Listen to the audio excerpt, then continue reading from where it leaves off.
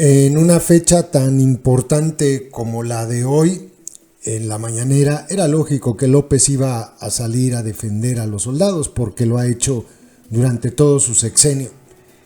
Y la excusa es bastante peregrina porque él dice que quienes tienen la culpa de lo que ocurrió aquel 2 de octubre de 1968 pues fueron los mandos, que los de la cadena de mando son los culpables, nada más ellos, el ejército no.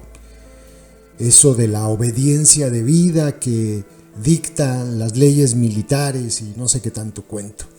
Y culpa, por ejemplo, al Estado Mayor. Ellos sí fueron culpables, nada más que se le olvida un pequeño detalle, se confunde el Tarimapendecuaro este. Los del Estado Mayor Presidencial también eran soldados. O sea, de un apartado aparte, un apartado distinto, pero soldados. Y quienes cometieron esta barbaridad fueron soldados. Defender al ejército es bastante asqueroso. A nosotros no se nos olvida, nosotros tenemos memoria, por eso consideramos que el ejército no es aliado del pueblo, no es pueblo uniformado como dice él, no, son enemigos del pueblo. Y han cometido no solamente atrocidades como en el crimen del 68, sino que han actuado de manera sistemática contra el pueblo, y podemos hacer aquí una larga lista de todas las atrocidades y horrores que han cometido. Muchos. En serio que López se pasa de Tarimapendecuaro, y hoy leo a las páginas paleras de López y a las cuentas paleras de López. Ahora resulta que ya defienden a los soldados. Ahora resulta que el 2 de octubre sí se olvida. Ahora resulta que los militares son pueblo uniformado. Repiten exactamente las mismas palabras de su amo.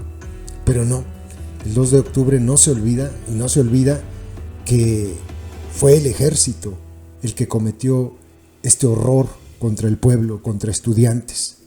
Entonces, cuando López los excusa, se convierte en cómplice, otra vez, de los crímenes de lesa humanidad que cometen sus guachos. No me extraña que lo haya hecho. De hecho, sabíamos que lo iba a hacer. Nada más se los digo porque a nosotros, les repito, no se nos olvida, y hay que exhibir la clase de estupidez que dice el Tarimapendecuaro de la presidencia. Es una estupidez.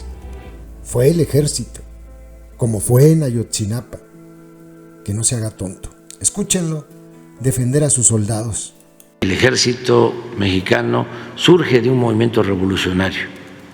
Surge para restablecer la legalidad después de un golpe de Estado. No es un ejército como otros, es un ejército popular. Los soldados son pueblo uniformado, eso tiene que tomarse en cuenta. Bueno, también considerar que en esos momentos difíciles como el 68, el 2 de octubre del 68, que no se olvida, el ejército recibe órdenes. El ejército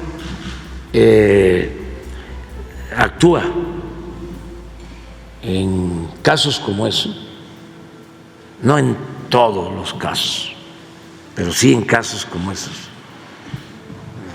recibiendo órdenes del comandante supremo de las Fuerzas Armadas.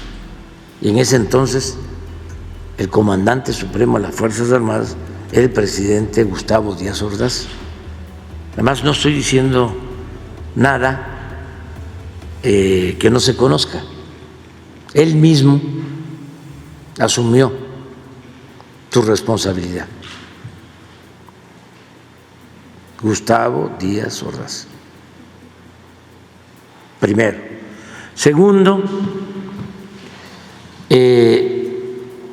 hay elementos para sostener que en la represión del 2 de octubre del 68, quienes participaron de manera directa fueron miembros del Estado Mayor Presidencial.